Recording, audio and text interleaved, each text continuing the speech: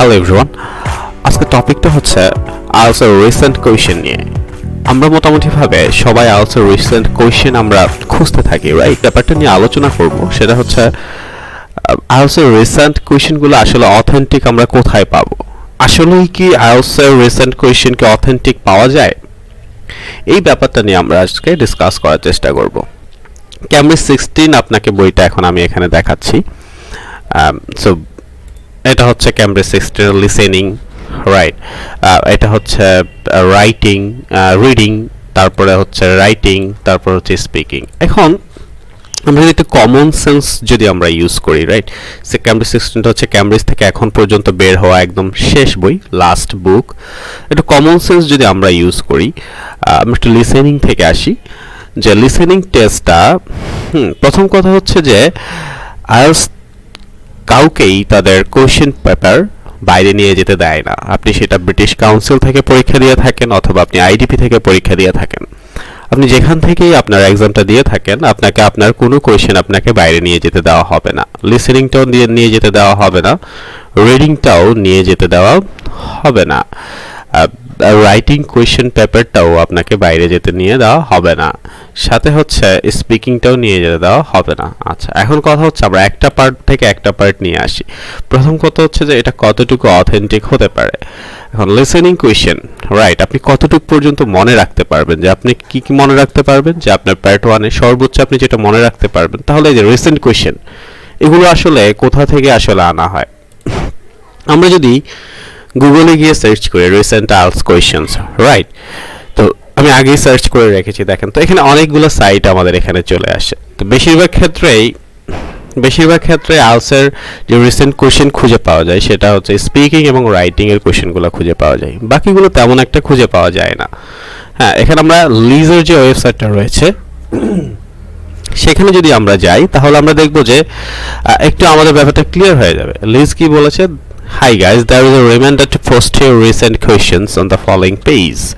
Right, so আমরা যদি পেজটাতে চলে যাই দেখবো যে সে বলেছে কি, যে আপনি যে একদম রিসেন্ট যে কোয়েশ্চেনটা আপনার এসেছে আপনি সেটা চাইলে আপলোড করতে পারেন লেজার ওয়েবসাইটে, আপনি আপলোড করতে পারেন। সে আরেকটা বলছে শেয়ারিং ইজ কেয়ারিং, এই ধরনের কথা বলছে। তো এখানে অনেকেই তাদের রিসেন্ট কোয়েশ্চেন্স আপলোড করার চেষ্টা করেছে, যে বিভিন্ন টাইপসের তাদের রিসেন্ট কোয়েশ্চেনগুলো সে আপলোড করছে। এবং আমরা বেশিরভাগ ক্ষেত্রে আমরা যদি বেশিরভাগ জায়গায় যদি যাই তাহলে আমরা দেখব যে যেমন একজনে তাদের লিখেছে, আমরা একটা কমেন্ট আমরা একটু পড়ার চেষ্টা করি, অ্যাটলিস্ট আমি একটু বড় করে দিই আপনার জন্য, ইজিয়ার হবে। I did the test 19 of December in Dublin, Ireland. সে আয়ারল্যান্ড থেকে পরীক্ষাটা দিয়েছে। স্পিকিং কোয়েশ্চেন্স আর about creativity, make big and small decisions, change your mind, impact your life, children taken decisions, comparative with parents, moment of life, how changes have changed in the last year. কোন ধরনের change হয়েছে last ইয়ারে, এগুলো। Writing task 1 সে বলতে somebody bought in a travel abroad are missing components not clear, right? Writing task 2 এর কথা বলছে। তো এগুলোতে মোটামুটিভাবে তারা যে কোশ্চেনগুলো, এগুলো যেহেতু স্টুডেন্টরা লিখেছে, ঠিক আছে, এগুলো স্টুডেন্ট লিখেছে, এগুলো যদিও আপনার কাছে প্রপার মনে হচ্ছে না, কিন্তু এগুলো হচ্ছে অথেন্টিক, এগুলো স্টুডেন্টরা লিখছে। ঠিক এই কোশ্চেনটাই যদি কোনো একটা আমরা অফিসিয়াল সাইটে যাই তাহলে দেখব যে এই কোশ্চেনটাকে তারা নিজেদের মতো করে একটা কোশ্চেন বানিয়ে নেয়। হ্যাঁ, স্টুডেন্টরা বানিয়ে নেয়। যেমন আমরা সবচেয়ে আইএলটিএস রিসেন্ট কোশ্চেনের জন্য সবচেয়ে যে জায়গাটা সার্চ করে সবাই সেটা হচ্ছে যে আইএলটিএস ব্লগে। তো এখানে যদি যাই, এখানে তারা একদম যে আইএলটিএস এর ইরান একাডেমিক ডিসেম্বরে কি পরীক্ষা হয়েছে, পাকিস্তানে জেনারেলে কি পরীক্ষা হয়েছে, নাইজেরিয়াতে, ইন্ডিয়াতে একাডেমিকে কি পরীক্ষা হয়েছে, এগুলো এভাবে তারা দিয়ে থাকে। যদি ফার্স্ট স্টেটে যদি যাই ইরানে, তাহলে দেখবেন যে রাইটিং টাস্ক 1 এ সে একটা রিপোর্টের কোশ্চেন দিয়েছে যে we are given a birth chart describing the recommended physical activities for men and women in 3 different years in a certain country, তাই না? তো সে কি করেছে, এই কোশ্চেনটা পাওয়ার পর কোশ্চেনটাকে নিজের মতো করে তৈরি করে নিয়েছে। দেখেন পরের কোশ্চেনটাও যদি আমরা পড়ি দেখবো একদমই ঠিক। In many countries, plastic shopping bags are the main source of rubbish, তাই না? Are the main source of rubbish. আচ্ছা, they cause water and land pollution and so they should be banned. সুতরাং তারা কি হওয়া উচিত, ব্যান্ড হয়ে যাওয়া উচিত। To what extent do you agree with this statement. এখন দেখেন আপনি এমন কোনো আনসার কোনো কোশ্চেন পাবেন যেখানে শুধুমাত্র টু হোয়াট এক্সটেন্ট এগ্রি বলছে কিন্তু ডিসএগ্রি কথাটা বলছে না। আজ আমরা যত কোশ্চেন দেখব, ক্যামব্রিজে আমরা যত কোশ্চেন দেখব, আমরা দেখব যে তারা বলছে to what extent do you agree or disagree with this statement. আচ্ছা, এখন সে কিন্তু এখানে আবার আরেকটা দেখেন, এখানে একটি স্টেটমেন্ট দেয়নি, সে এখানে দুইটি স্টেটমেন্ট দিয়েছে। In many countries plastic shopping bags are the main source of rubbish, they cause water and land pollution and they should be banned. Right, so এখানে দুইটা, একটা বলছে যে এটা মেইন সোর্স অফ রাবিশ, আরটা বলছে যে এটা ল্যান্ড পলিউশন ঘটায়, সুতরাং এটা ব্যান্ড হওয়া উচিত। এটা অনেক ইনফরমেশন, সাধারণত এত ইনফরমেশন দেওয়া থাকে না কোয়েশ্চেনগুলোতে। আমি যদি একটু চলে যাই, দেখেন আমরা যদি রাইটিং কোয়েশ্চেনটাতে চলে যাই, এখানে রাইটাস 2, আচ্ছা এখানেই পাবো আমরা রাইটাস 2। একটা কোয়েশ্চেন পেলে ভালো হতো যেটা আপনার অ্যাগ্রি ডিসঅ্যাগ্রি নিয়ে কথা বলছে। সো এই যে এত ইনফরমেশন কিন্তু আপনার দেওয়া থাকবে না। এখন আপনি কি হবে, আপনি যদি রিসেন্ট কোয়েশ্চেন ভেবে, যে আমি চিন্তা করলাম যে আমি রিসেন্ট কোয়েশ্চেন পড়বো, সো রিসেন্ট কোয়েশ্চেন ভেবে কি করলাম, আমি এই কোয়েশ্চেনটাকে আমরা কি করলাম, প্র্যাকটিস করা শুরু করলাম। হ্যাঁ, আমরা এটা অনেকেই করে থাকি, যার রিসেন্ট কোয়েশ্চেন যেহেতু এটা এসেছে, সুতরাং আমরা এই কোয়েশ্চেনটাই হচ্ছে আমরা প্র্যাকটিস করে ফেলি, তাই না? এই কাজগুলো তো আমরা করি। এখন আপনি যদি এই কোয়েশ্চেনটা যদি আপনি প্র্যাকটিস করেন, তাহলে কি করতে হবে আপনাকে এখানে এগ্রি করতে হবে। আপনি ডিসএগ্রি করার কোনো ধরনের কোনো সুযোগ নেই, যেটা আনসার কোনো কোশ্চেনই আপনি পাবেন না। এবং আপনি যদি এমন কোশ্চেন আমরা যদি বাসায় প্র্যাকটিস করি, বা এমন টাইপসের কোশ্চেন আমরা বাসায় প্র্যাকটিস করি, যে টাইপসের কোশ্চেন আমরা পরীক্ষায় পাবো না, একটু ভালো করে খেয়াল করবেন, আবার বলছি, আমরা যদি এমন টাইপসের কোশ্চেন আমরা পরীক্ষায় আমরা বাসায় প্র্যাকটিস করি, যেই টাইপসের কোশ্চেন পরীক্ষায় আমরা পাবো না, তাহলে কি সত্যিকার অর্থে আমরা প্র্যাকটিসটা যে কারণে করছি, যে আমাদের এক্সামে ভালো করা, সেটা কি আমাদের আসলেই কোনো ধরনের কোনো বেনিফিট নিয়ে আসবে বলে মনে করেন? I don't think so.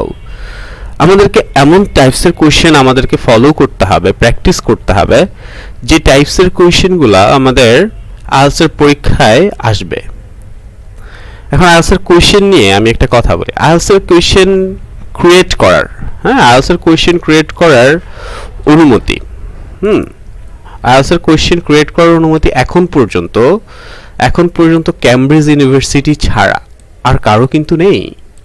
হ্যাঁ, ব্রিটিশ কাউন্সিল এবং আইডিপি ওদেরকে হেল্প করছে। এখন পর্যন্ত আর কেউ কিন্তু, not even Oxford university, Harvard university, no one. এই সারা ওয়ার্ল্ডে একমাত্র ক্যামব্রিজ ইউনিভার্সিটি আছে যারা আনসার কোয়েশ্চেন তৈরি করতে পারে। আনসার একটা ব্যান্ড 9 অ্যান্সার লেখাটা যতটা ইজি, একটা proper standard Cambridge standard question তৈরি করা কিন্তু ততটা ইজি নয়।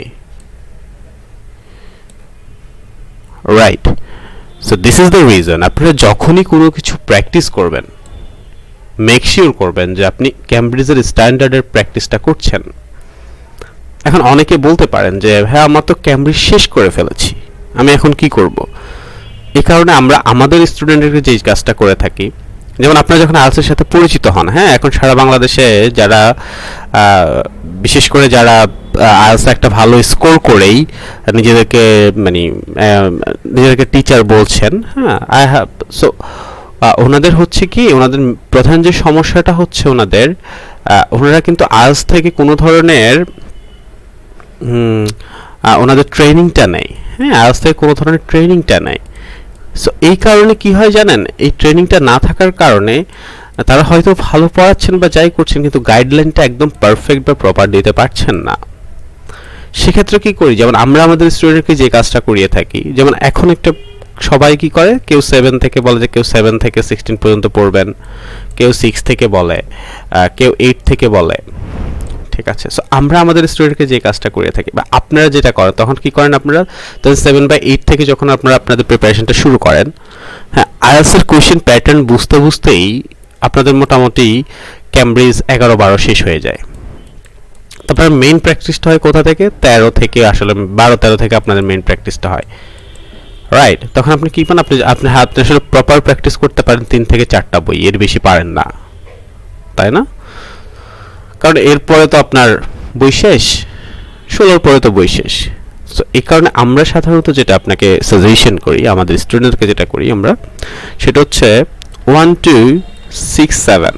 হ্যাঁ, এই বইগুলো আপনি প্রথমে ব্যবহার করবেন আপনার সাথে আইএলটিএস এর সাথে ইউজ টু হওয়ার জন্য, আইএলটিএস এর সাথে পরিচিত হওয়ার জন্য, ইউজ টু হওয়ার জন্য, প্রথমে পরিচিত হওয়ার জন্য আপনি এটা করবেন। আচ্ছা, এখন পরিচিত হওয়ার জন্য তাহলে আপনি 6-7 পর্যন্ত করতে করতে আপনি আইএলটিএস এর সাথে পুরোটা পরিচিত হয়ে গেলেন, রাইট? আপনার উইকনেস, স্ট্রেংথ সব কিছু বুঝতে পারলেন। তখন কি হবে, আপনি 6-7 7-8 থেকে কি করলেন, আপনি 7-8 থেকে আপনি প্রপার প্র্যাকটিসটা করতে পারলেন। তখন ওই যে আপনার যে কোয়েশ্চেনের যে সিচুয়েশন, যে আমার শেষ হয়ে যাচ্ছে বা এটা হচ্ছে সেটা হচ্ছে, এই প্রবলেমগুলো হবে না। কারণ আমি বলবো যে অ্যান্সার আপনি যখন কোনো কিছু প্র্যাকটিস করবেন, ধরেন আপনি চিন্তা করেন আপনি অন্য জায়গা থেকে কোয়েশ্চেনটা আপনি এখান থেকে নেন, টেক কোয়েশ্চেন ফ্রম ক্যামব্রিজ থেকে আপনি কোয়েশ্চেনটা নেন। এরপর অ্যান্সার, যদি ভালো অ্যান্সার যদি দেখতে হয় সেটা আবার গুগলে সার্চ করবেন না, কিন্তু ভালো কিছু বই আছে, হ্যাঁ, আনসার ভালো কিছু বই আছে, ওই বইগুলো থেকে আপনি প্র্যাকটিস করতে পারেন। যেমন আমি যদি বলি, আমরা যে বইগুলো সাজেস্ট করি স্টুডেন্টদেরকে, প্রথম কথা হচ্ছে ক্যামব্রিজের পিছনে অ্যান্সার দেওয়া থাকে এবং এই অ্যান্সারগুলো প্রপারলি কোনো একটা স্টুডেন্ট লিখেছে। আপনি চাইলেও ওর মতো লিখতে পারবেন না, কারণ আপনার স্ট্রেংথ, আপনার উইকনেস সেম না, ঠিক আছে? সো আমরা কয়েকটা বই স্টুডেন্টদেরকে পড়িয়ে থাকি, কিন্তু আপনি সবসময় মনে রাখবেন, ধরেন যেই টিচার যে অ্যান্সারটা লিখেছেন, হ্যাঁ, হোক সেটা ব্যান্ড 9 হোক সেটা 8, ব্যান্ড 9 তো কেউ লিখতে পারে না সাধারণত, খুব কম স্টুডেন্ট, কম টিচারই টিচারও খুব কম লিখতে পারে। ব্যান্ড 9, ব্যান্ড 8, হ্যাঁ, বা আপনি যেটাই দেখছেন না কেন, 8.5, ঠিক আছে? যে টিচার বা যে স্টুডেন্ট ওই অ্যান্সারটা লিখেছেন, আপনি যেটা পড়ছেন ওটা কিন্তু আপনার উইকনেস বা আপনার স্ট্রেংথ চিন্তা করে লেখা হয়নি, ঠিক আছে? যেমন আমরা আমাদের স্টুডেন্টকে কি করি, ওদের স্ট্রেংথ এবং ওদের উইকনেস চিন্তা করে ওদের জন্য প্যাটার্ন তৈরি করা হয় আলাদা করে, আমাদের যে ওয়ান কোর্সগুলো নিচে যেটা দেখছেন। সো ওদের জন্য আলাদা করে প্যাটার্ন তৈরি করা হয়। যেমন আপনি যদি এখানে পড়েন তাহলে কি হবে, আপনার জন্য আমরা একটা আলাদা প্যাটার্ন তৈরি করব, আপনি যে অ্যান্সারটা আপনার জন্য প্রপার হবে। আপনার যে এখানে কয়েকটা ব্যাপার আমরা চিন্তা করি। প্রথম যেটা চিন্তা করি সেটা হচ্ছে কি, সেটা হচ্ছে আপনার ডিজায়ার ব্যান্ড স্কোরটা কত।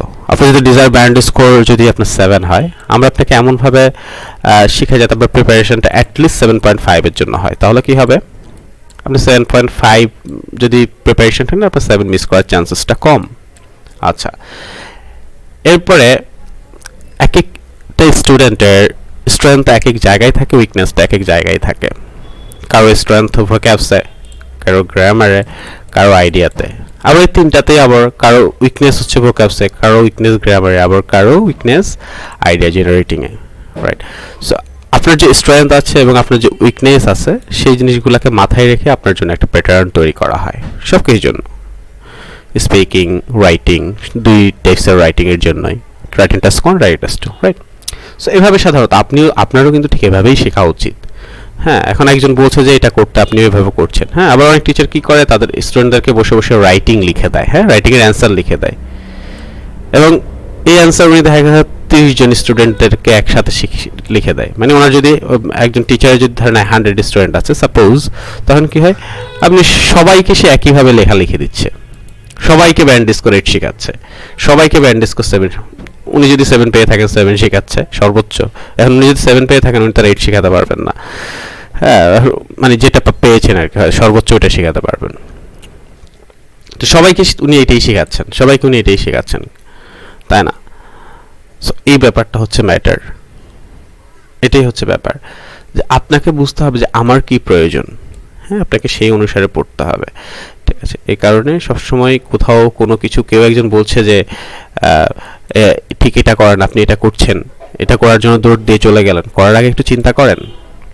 হ্যাঁ, কেউ একজন বলে যে এভাবে true false not given solution করে, আপনি এভাবে true false not given solution করছেন, তাকে জিজ্ঞেস করেন যে ভাই আমি তো এই প্রবলেম ফেস করছি ট্রু ফলস নট গিভেনের জন্য, হ্যাঁ, আপনিও কি সেম প্রবলেম ফেস করছেন, অথবা আমি যে প্রবলেম ফেস করছি সেই প্রবলেমের সলিউশনটা কি, এই মেথডটা কি সেই প্রবলেমের সলিউশনটা দিবে? ঠিক আছে, আমরা ক্লাসে বেশিরভাগ সময় স্টুডেন্ট মানে আমাদের যে মেইন প্রবলেম, আমরা প্রবলেম তো ফাইন্ড আউটই করি না। প্রথম কথা হচ্ছে কি, আমরা প্রবলেম ফাইন্ড আউটই করি না, আমাদের যে প্রবলেমগুলো আমরা মূলত ফেস করি সেটা ফাইন্ড আউটই করি না।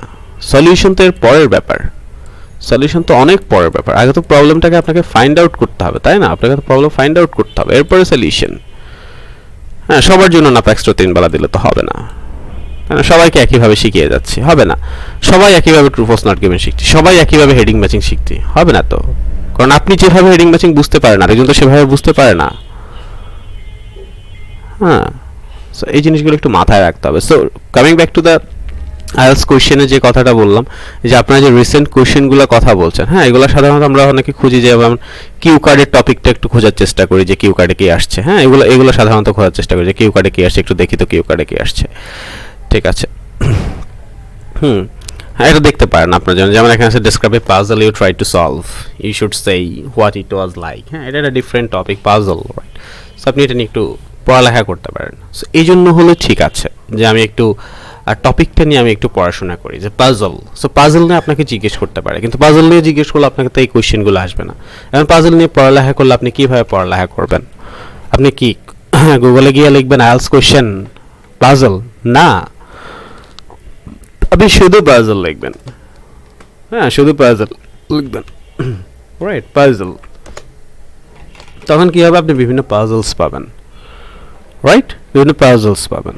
ইভেন আপনি যদি পাজলস না জানেন, মানে হোয়াট ইজ পাজলস, তখন কি করতে পারেন? আপনি উইকিপিডিয়াতে যেতে পারেন। উইকিপিডিয়াতে গিয়ে আপনি পাজল সম্পর্কে পড়তে পারেন, যে puzzle is a game, problem or toy the test a person's integrity knowledge. আমরা অনেক সময় পেপারে অনেক পাজলস থাকে, আমরা ওই পাজলসগুলো সলভ করার চেষ্টা করে থাকি। ঠিক আছে, সো টপিক পড়ার জন্য ঠিক আছে, আপনি টপিক পড়ার জন্য এখানে পড়তে পারেন, কিন্তু এই যে আপনার জানাশোনার জন্য পড়তে পারেন। যেমন এখানে আরও যে কোয়েশ্চেনটা দিয়েছিল একটু আগে আমরা যেটা দেখিয়েছি বিফোর, সো আপনি এখানে যেমন ওখানে বলা ছিল যে সব প্লাস্টিক শপিং ব্যাগস। হ্যাঁ, প্লাস্টিক, মূলত প্লাস্টিক নিয়ে তারা কথা বলছে। সো আপনি প্লাস্টিক নিয়ে একটু পড়াশোনা করতেই পারেন। হ্যাঁ, আপনি চাইলে আপনি প্লাস্টিক নিয়ে পড়াশোনা করতেই পারেন, সেটা আপনি গুগলে গিয়ে পড়ালেখা করেন, বা আপনি যেখানে গিয়ে পড়ালেখা করেন, প্লাস্টিক আসলে কি, প্লাস্টিক কীভাবে মানুষকে প্রবলেম করছে, হ্যাঁ, কোন সিচুয়েশনে মানুষকে কি করছে। সো এই প্লাস্টিক নিয়ে আপনি একটু পড়াশোনা করতে পারেন। যে প্লাস্টিক ওয়াইড রেঞ্জ, এটা কী দিয়ে তৈরি, আসলে সিনথেটিক দিয়ে তৈরি, সেমি সিনথেটিক ম্যাটেরিয়ালস, তাই না? এই ধরনের ব্যাপার স্যাপার। সো প্লাস্টিক নিয়ে আপনি একটু পড়াশোনা করতে পারেন। সো এখানে প্লাস্টিক নিয়ে অনেক কিছু আছে, ঠিক আছে, অনেক কন্টেন্ট আছে। প্লাস্টিকের স্ট্রাকচার, প্রপার্টিস, ক্লাসিফিকেশন, অনেক ধরনের প্লাস্টিক আছে। হ্যাঁ, প্লাস্টিক ইন্ডাস্ট্রি নিয়ে কথাবার্তা বলা আছে। হ্যাঁ, টাইপস অফ প্লাস্টিক, দেখেন টাইপস অফ প্লাস্টিক আছে। সো যদি পড়তে হয় আপনাকে কোনো টপিক নিয়ে, আমি সবসময় সাজেস্ট করবো যে আপনি উইকিপিডিয়াতে গিয়ে পড়ালেখা করেন, তাহলে কি হবে? ওই টপিকটা নিয়ে আপনার একটা ভাস্ট নলেজ তৈরি হবে। আপনি প্লাস্টিক নিয়ে পড়ালেখা করবেন, ওই প্লাস্টিক নিয়ে যদি আপনার রাইটিং আসে আপনার কোনো প্রবলেম হবে না। প্লাস্টিক নিয়ে যদি আপনার রাইটার্স 2-তে আসে আপনার কোনো প্রবলেম হবে না। স্পিকিংয়ে পার্ট 1, 2, 3 যেখানে জিজ্ঞেস করুক তাহলে আর আপনার কোনো প্রবলেম হবে, আপনি অনেক কিছু বলতে পারবেন। ইভেন প্লাস্টিক নিয়ে যদি আপনার রিডিংয়ে আসে, হ্যাঁ, আপনি প্লাস্টিক নিয়ে অলরেডি অনেক কিছু জানেন, আপনার কি হবে? আপনার ওই আর্টিকেলটা পড়তে আপনার জন্য কি হবে? ইজিয়ার হয়ে যাবে, তাই না? ইজিয়ার হয়ে যাবে। ইভেন প্লাস্টিক নিয়ে যদি আপনার লিসেনিংও আসে, হ্যাঁ, তখন কী হবে? প্লাস্টিক নিয়ে যদি ওরা যখন প্লাস্টিককে ডিসক্রাইব করবে তখন আপনার জন্য ইজিয়ার হবে, যে আমি প্লাস্টিক সম্পর্কে তো আমি অনেক কিছু জানি অলরেডি। সেই কারণে কোনো টপিক যদি আপনি আসলে পড়াশোনা করতে চান তাহলে কী করবেন? উইকিপিডিয়াতে গিয়ে পড়বেন। সো মেইন কথা হচ্ছে যে আমি যেটা বলছিলাম যে রিসেন্ট কোয়েশ্চেন্স, হ্যাঁ, মিথ অর অথেন্টিক। আজকের রিসেন্ট কোয়েশ্চেন কখনোই অথেন্টিক হতে পারে না, কারণ আজকের রিসেন্ট কোয়েশ্চেন বাইরে নিয়ে যেতে পারে না। তখন কী করে? একটা স্টুডেন্ট যখন পরীক্ষা দেয়, সে যখন বাইরে আসে তখন তার কতটুকু মনে থাকে, তার কি প্রপারলি মনে থাকে? আপনি প্রথমে লিসেনিং পরীক্ষা দেন, প্র্যাকটিক্যাল চিন্তা করেন, এরপর রিডিং পরীক্ষা দেন, রাইট? এরপর আপনি রাইটিং পরীক্ষা দেন। সো এই 3টা পরীক্ষা দেওয়ার পরে ইনিশিয়ালি তো আপনার লিসেনিং, রিডিং নিয়ে তো হয়তো আপনি বলবেন যে ফার্স্ট প্যাসেজে এই কোশ্চেন টাইপস এসছে, এই কোশ্চেন টাইপস, এর বাইরে কিছু না। আমরা অলরেডি জানি আইএলস রিডিংয়ে কোন কোন কোশ্চেন টাইপস আসে। যদি না জানেন, আপনি আমাদের একটা প্লেলিস্ট আছে, how to start your IELTS journey from zero. হ্যাঁ, ওখান থেকে হচ্ছে আপনারা একটা ভিডিও দেখে নিতে পারেন রিডিংয়ের, যে কোন কোন টাইপসের কোশ্চেন আসলে আসে বা কোথা কোথা থেকে আসতে পারে সেগুলো নিয়ে কথাবার্তা বলা আছে। হ্যাঁ, সো সর্বশেষ যেটা মনে রাখতে পারে, রাইটিংয়ে টাস্ক 1-এ গ্রাফ এসেছিল না কি এসেছিল সেটা সে মনে রাখতে পারে, নাম্বার 1। নাম্বার 2, টেস্ট 2-তে কোন টপিকটা এসেছিল, এর বাইরে কিন্তু আসলে মনে রাখা পসিবল না। স্পিকিং এ সর্বোচ্চ কি মনে রাখতে পারে? আচ্ছা, স্পিকিং এ মোটামুটি তাও মনে রাখতে পারেন, কারণ একটা টেস্ট 12 মিনিট শেষ, এরপরেই তো 12 মিনিট আগে কি হয়েছে সাধারণত মনে থাকে। তাও বেশিরভাগ ক্ষেত্রে মনে রাখা একটু কঠিন, কারণ স্টুডেন্টদের একটু স্নায়ুচাপে ভুগতে থাকে স্পিকিং এর সময়, তো এই কারণে হয়তো অনেক কিছু ভুলে যেতে পারে। সেক্ষেত্রে তাও কিউ কার্ডটাও তো মনে থাকে যে কিউ কার্ডটা আসলে কোন টপিকের উপর এসেছে। কিন্তু কিউ কার্ডের 4টা যে কোয়েশ্চেন, এই কোয়েশ্চেনটা অবশ্যই মনে থাকার কথা না, তাই না? পার্ট 3 তে মোটামুটি টপিকটা আসলে বোঝা যায় যে টপিকটা আসলে কি হতে পারে, কিন্তু টপিকটা আসলে বোঝা গেলেও কি খুব একটা হেল্প করে? যেমন দেখেন আমরা এখানে ওরা বলছে এখানে অনলাইন রিভিউস, এখানে বলছে কি অনলাইন রিভিউস নিয়ে কথা বলছে। সো অনলাইন রিভিউস নিয়ে যখন কথা বলছে এখানে what kind of things do you write online reviews about your internet, তো এখানে আপনি অনলাইন রিভিউস নিয়ে জেনে থাকলে আপনি কিন্তু এখানে অনেক কিছু লিখতে পারবেন না বা বলতে পারবেন না, তাই না? যদি আমরা অনলাইন রিভিউস নিয়ে অনেক কিছু জানি তাহলে বলতে পারবো, কিন্তু এখানে অনলাইন রিভিউস নিয়ে কোয়েশ্চেনগুলো তো আসলে ডিফারেন্ট। আপনি দেখবেন যেগুলো অনলাইন রিভিউসের সাথে ঠিকমতো মিলছেও না। Do you think that online reviews are good or both for shoppers and companies? এটা কি সবার জন্য ভালো নাকি সবার জন্য ভালো না? এই যে এই জিনিসগুলো, why do some people right online reviews, ঠিক আছে? সো আপনি যখন অনলাইন রিভিউস, আপনি যদি অনলাইন রিভিউস নিয়ে সব কিছু আপনার জানা থাকে, আপনি যদি গুগলে গিয়ে অনলাইন রিভিউ সার্চ করেন, সব কিছু জানা থাকে, তাহলে আপনি অ্যান্সারগুলো অটোমেটিকলি করতে পারবেন। সো টপিক সার্চ করা ইটস গুড, ঠিক আছে? আপনি মোটামুটি যে কোনো জায়গায় যদি আমাদের যেমন স্পিকিং বইতে আমাদের যত ধরনের টপিক আসতে পারে, পার্ট 1, পার্ট 2, পার্ট 3 এই জিনিসগুলো বলা আছে। সো আপনি যদি চান, ঠিক আছে, ওই যে টপিক আপনি সব জায়গায় মোটামুটি পাবেন, বা বিভিন্ন বইতে অন্য বইতেও দেওয়া থাকে বা গুগলেও দেওয়া থাকে। সো টপিক আপনি সব জায়গায় পাবেন, কিন্তু অথেন্টিক কোয়েশ্চেন, হ্যাঁ, ইটস নট পসিবল, কারণ আইএলটিএস তাদের কোয়েশ্চেন কাউকেই বাইরে নিয়ে যেতে দেয় না। দিস ইজ দ্য রিয়েলিটি, এটা আমাদেরকে মেনে নিতে হবে। ওকে, so thank you very much. Till the next one, we'll see in the next one. Peace.